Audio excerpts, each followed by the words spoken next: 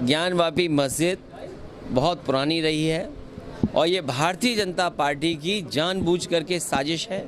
Bharatiya Janata party के ये indivisible मित्र हैं जो समय समय पर निकल करके आते हैं।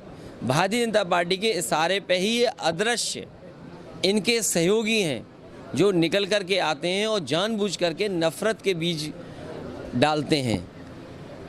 जहाँ तक कोर्ट का सवाल है, इससे पूर्व सुप्रीम कोर्ट ने भी या और फैसलों में भी इस बात को कहा गया है कि पुरानी चीज़ों को नहीं उठाया जा सकता, लेकिन उसके बावजूद भी भारतीय जनता पार्टी के सारे में हिंदू मुस्लिम झगड़े लगे रहे, नफ़रत फैलती रहे।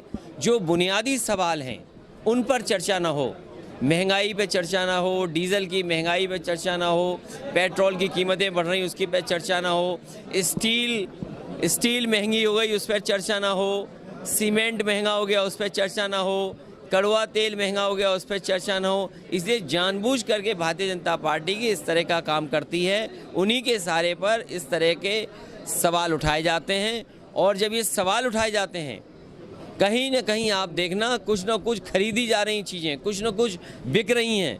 अभी तक तो भारतीय जनता पार्टी कहती थी 1 नेशन 1 राशन। हो सकता है आने वाले समय में भारतीय जनता पार्टी कहे कि एक देश एक पूंजीपति। इसलिए हम लोगों को सावधान रहना पड़ेगा भारतीय जनता पार्टी की साजिश से।